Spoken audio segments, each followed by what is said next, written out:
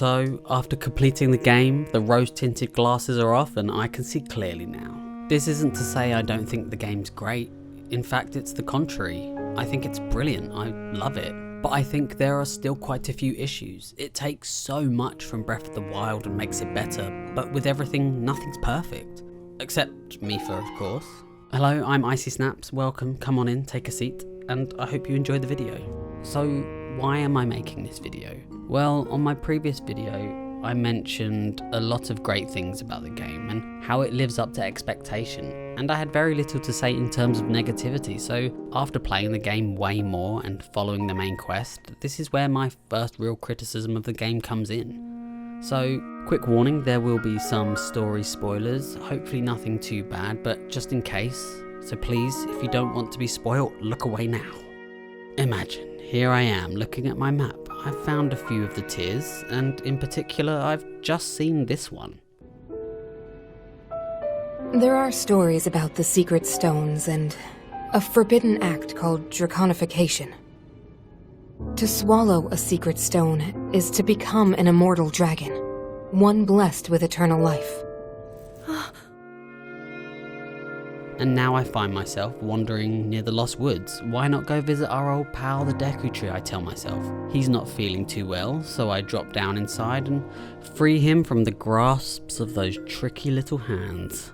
Then he tells me that he can sense the Master Sword and it's nearby and that it's moving. Remember, I just watched that cutscene, so things are happening in my brain, small connections are forming. And a marker is placed on my map. So I travel to a nearby shrine and look towards the marker. I don't think I need to say more. If you know, then you know. It's a sad moment, one that actually took me by surprise, but also there was a slight emptiness.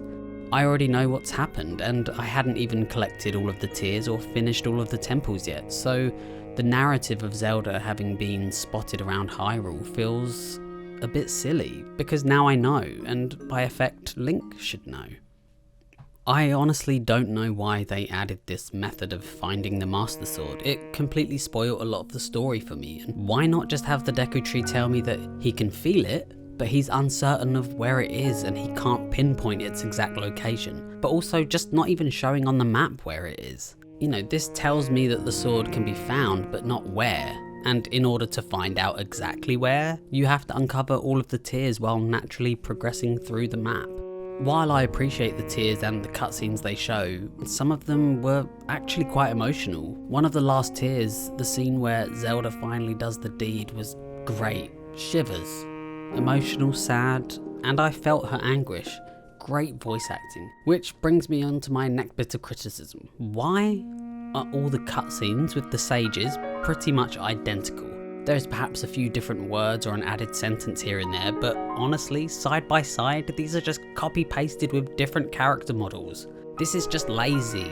The Gerudo Sage had essentially betrayed Ganondorf. I want to know more about that. How did she escape? What was the backlash? Maybe she was one of Ganon's first in command. How did that play out? So much missed potential with the sages, honestly. What was one of the most prevalent themes of the trailers? The Sky Islands. We are introduced via quite an extensive tutorial island which was big enough to justify different climates. And then after that we pretty much only get copy-pasted islands with a shrine and a Zonai gumball machine.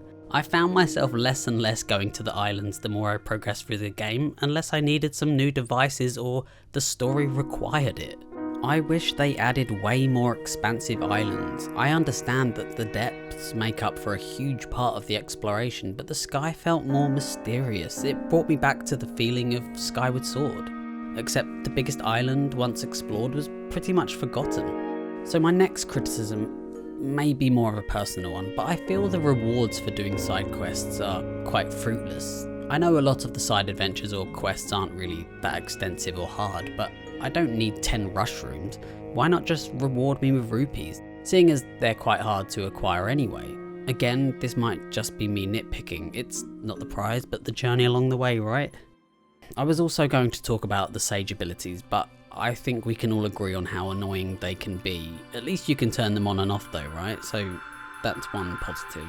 The thing is, even with these issues, the game is brilliant. I mean, I'm still thoroughly enjoying it. It's a flawed masterpiece, and it gets me excited for what's to come from the Zelda series in the future.